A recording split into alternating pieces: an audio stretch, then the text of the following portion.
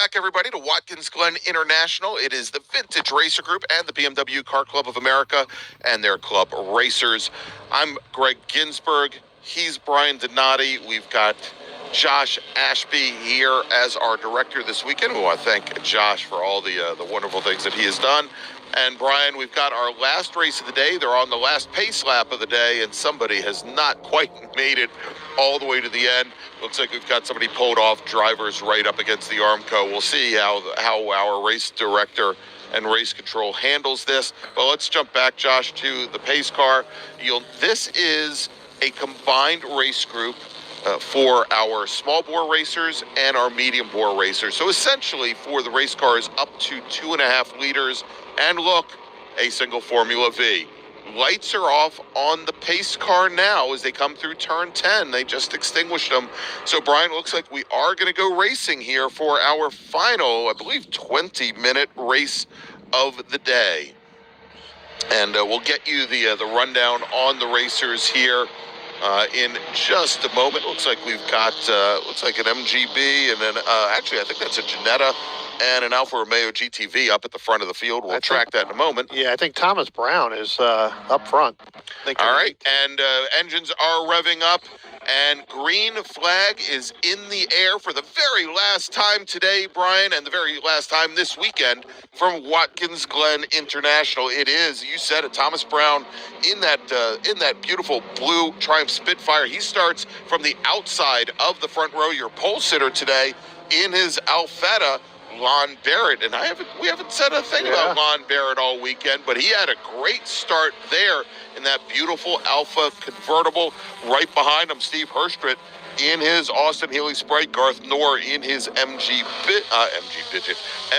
Midget. Is that a combo? That is a combo. Well, that would be a Spridget, an MG Midget, and a second gen Sprite there. And then we've got the Bobsy Vanguard of Mike Conklin. Hervey Park in his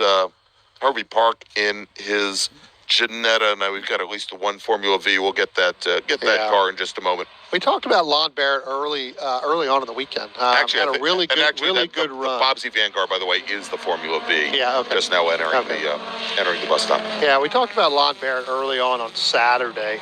Kind of going through. When they had that battle, he did have a battle early on in that TA2 class. So again, did talk about him there. But Thomas Brown jumps out to an early lead here. He's got about 15, 16 car lengths, I'd say, over Lon Barrett in that 141 machine as they now go through turn 10, start to come up through turn 11. There they are right there. And then a little bit further back, I believe that is going to be, is that Stephen Herstrit in that Austin Healey Sprite, that red one? The red Austin Healey Sprite, that is Steve Herstrit.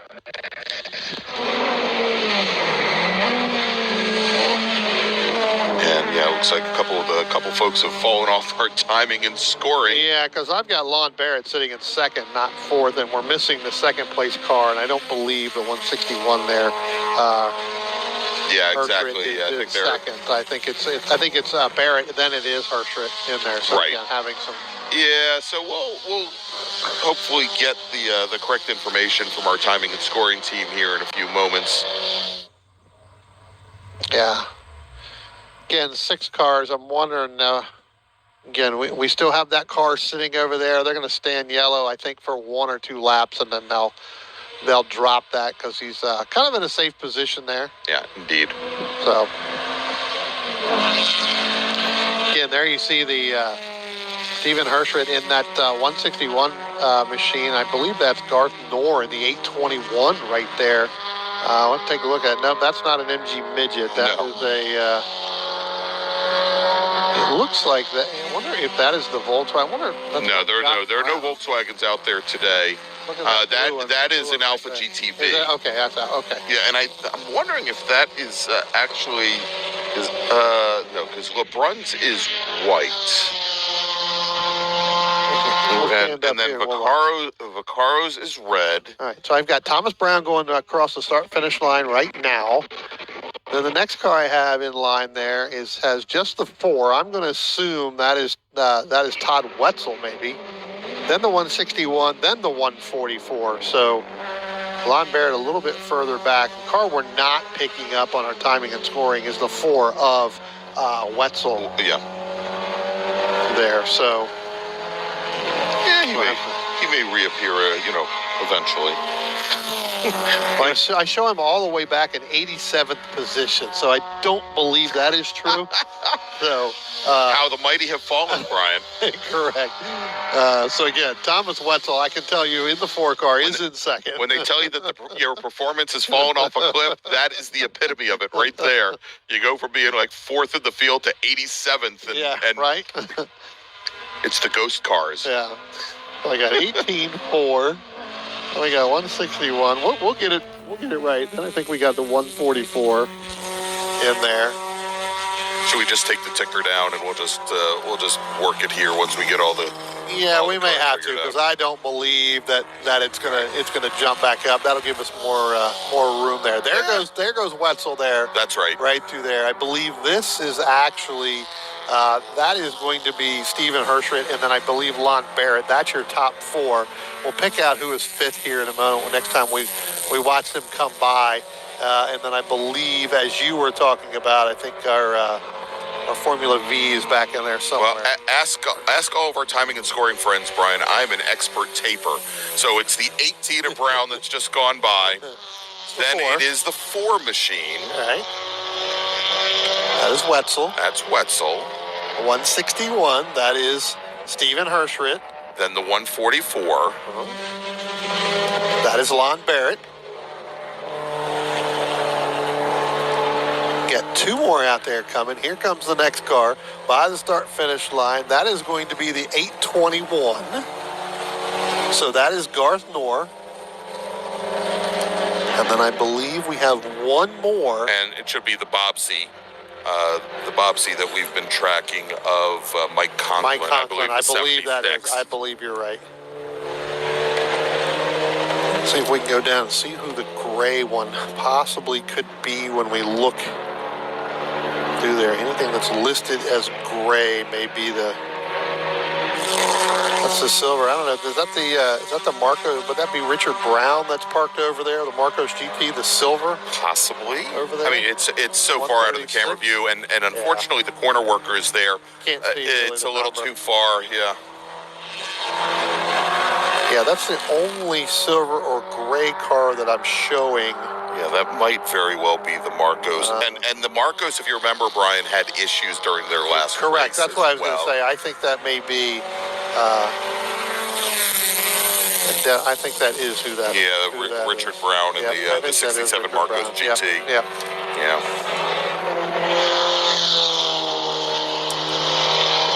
So again, Thomas Brown overall leading, then Thomas Wetzel, that's second.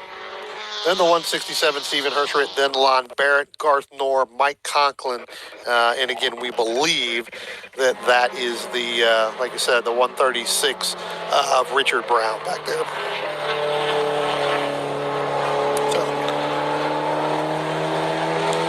And again, we saw, pretty much all weekend long, I think we saw Thomas Brown kind of up front battling in that FPV class with Andrew Moore. And then early this morning, I think we had, let's see, who else was in that battle going through, pretty much, I'm going to go through the listing that they still have in there. As soon as I see that name, I'll know who it was. It was Jesse, apologize, I'll skip it because I can't remember what his last name was, but they were all 3 kind of in the battle there with Thomas Brown and the 79 car of Andrew Moore. All right, so Garth Knorr out of Penn Argyle, Pennsylvania. Neat little story here is that he's racing the same MG Midget that his father used to race. Oh, okay. Yeah, and in 2014 and 2016, he made the podiums at the Pittsburgh Vintage Grand Prix at Shenley. Did it twice, so great to see that. And he has the H4 hill climb record for the Weatherly Hill Climb, as well as the Giants Despair Hill Climb. So he, of course, spends a lot of time with PHA, with the Pennsylvania Hill Climb Association. Really good to see that. And he says that he races the same car at all the Northeast region hill climb racing events. One of these days, we'll have to get him down to some of the Appalachian Hill Climb Association events and maybe run Pine Mountain with us, or the Dragon should be a good challenge for him. He's been racing and has been a VRG member. He's been racing for 19 years. He's been a VRG member for 12. Lon Barrett's gotten in front of Stephen Hershret there, Greg, as they came down on that last lap. So moved Lon Barrett, I believe, up into second overall, and then Stephen Hershret is going to fall back a little bit into third, I believe. There is the Wetzel car that I am not picking up right now, and it may be out there. I'm not seeing it right now, as I'm not sure where Thomas Brown went. Thomas Brown has not in any of our, out there it is. I believe that's Thomas. No, that's not Thomas Brown. That's coming out of turn one. So I have not seen Thomas Brown come back through here. The 18 machine will have to. There he is right now, just crossed the start-finish line. Okay, all right. Brian. It's a complete lap number 6. Okay. So funny as we're watching this, I have this thing for 80s, 70s, and 80s alphas.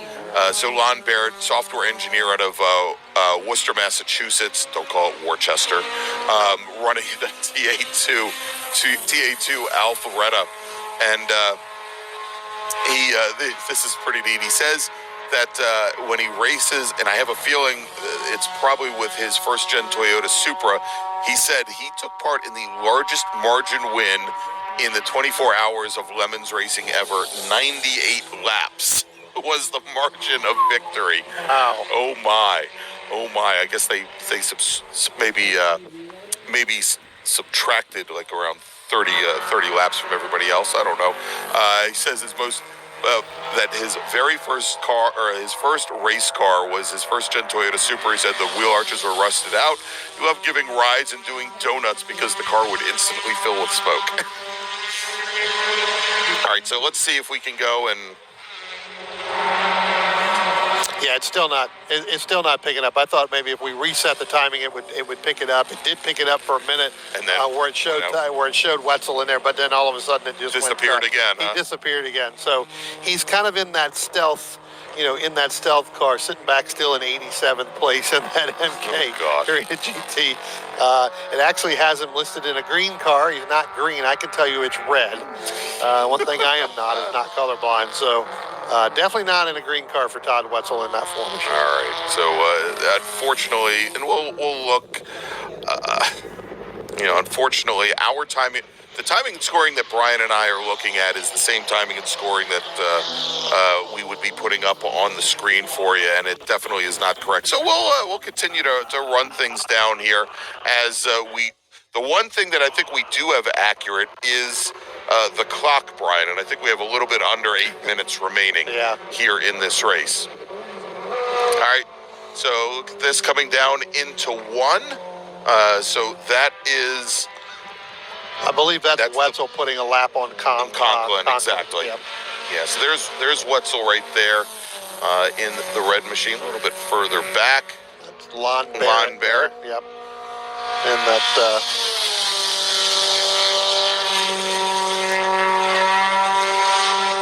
in the Alpha that we were just discussing. Thomas Brown out on an island on his own. He is just making quick work of these laps. He's just now getting ready to come up. I believe he is getting ready to come up on the Garth Knorr machine. They were, last time I could see them, they were coming out of 11 to get ready to head down the start-finish line. There they go, just past there. There you see Thomas Brown getting ready to come up on Garth Knorr. So let's get Garth on the screen here. Let's just hold it right here for a second if we can. There they go. There goes Thomas Brown. There goes Garth Knorr right there. We'll pick them up as they come down in 1. I think that's the only car we haven't really captured on screen just yet.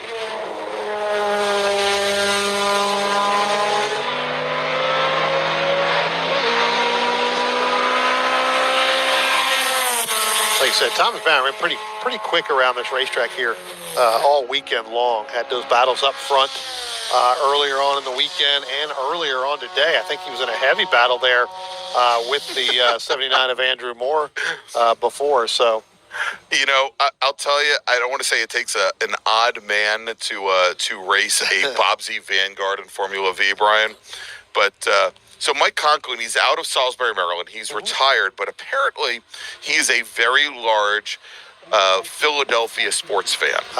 Okay. So, you know, we ask when we have drivers submit bios to us, we ask how they started racing and who their mentors were, who they look up to. Dave the Hammer Schultz and Mike Schmidt, both from, I think from the Philadelphia Phillies. Then he adds the Philly Fanatic. So, well, Mike Schmidt, I think, dabbled in some of the older school, the VRG racing at some point. Almost positive he dabbled into a few races right after retirement. Kind of moved into that. Now I don't know what he's doing now, but I do remember hearing Mike Schmidt giving his hand. Giving a try at motorsports. Oh my gosh, Mike Schmidt, one of the greatest infielders of the 80s. Absolutely amazing. So, but he also looks up to the Philly Fanatic and also, more importantly, Gritty, who, if you're a Philadelphia Flyers fan, you need to know Gritty. His car, the nickname for the car, Pickle Rick. Yep. What a surprise. Well, Greg, next time Thomas Brown comes by, he's going to see that white flag, so there'll be one more lap to go.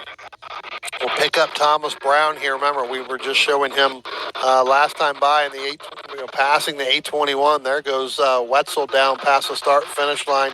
And, Greg, I got to tell you, Lon Barrett catching Wetzel as they go down into one. So, again, we'll see whether or not he's going to be able to get that done. But, at least like 3 finger widths on the screen there, right? Yeah.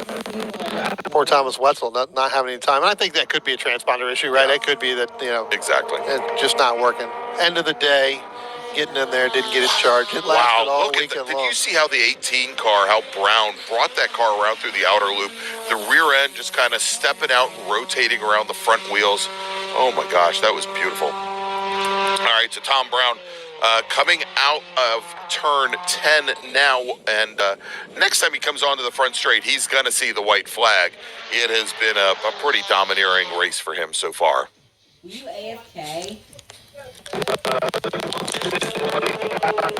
Little wave there by Thomas Brown, acknowledging that white flag. So everybody else is going to get that one more lap to go. In this, I tell you what, let's pick up if we can, Josh. Let's pick up going into turn 10, just now coming out of the outer loop. You're going to see that's the Wetzel, and then there's the Lon Barrett machine. So that's the battle right there. Lon Barrett able to get really, really deep into the corner right there before getting on that braking there, Greg. I tell you what, he's right on that back bumper. He's there. He is definitely there. So again, closing up. So Lon Barrett, he just ran his fastest lap of the race last time by. Let's see what he does here now, as he is definitely going to catch Thomas Wetzel in that number 4 machine as they head down in turn 1. Yeah, and he set a personal best that last lap as well. Drops down to a 1:38.207. Again, don't have a time for Wetzel here, so we'll track that. By the way, I wanted to point, even though obviously we've already wrapped up our BMW CCA club racing coverage here today, Marshall Lytle, who we both know, is poked into the chat. The Admiral.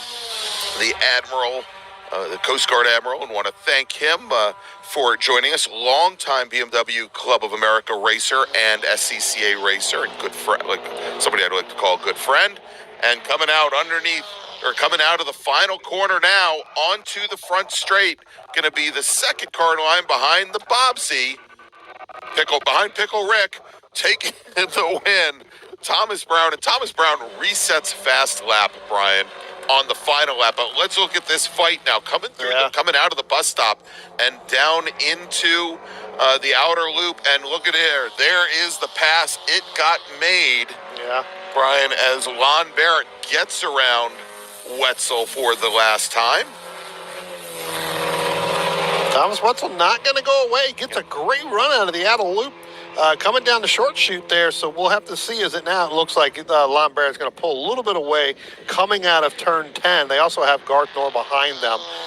They're going to put him a lap down, but all three of those cars are going to finish. Here comes Lon Barrett now crossing the start-finish line. So again, move Lon Barrett up into second. Actually, I'm hearing Michael. Yeah, I don't know. The timing and scoring keeps bouncing around. Yeah, Michael Lawton in the Ford machine. So I don't know if it's Lawton. I don't know if it's Wetzel. Who knows, Greg? It may be me. I may be driving that number 4 and lost to Lon Barrett. I was just going to say, it might have been Emmerich Steller for all we know, Brian. Well, I see Emmerich Steller's car still waiting to get put on the hauler, so who knows? They may have thrown it in the car. And the whole Emmerich Steller family, each one of them using the exact same account to check that out. Yeah. All right, checkered flag is in the air, wrapping up our final race of the day here and our final race of the weekend, Brian, from Watkins Glen International. And you said his name. We want to thank Michael Lawton, our race director,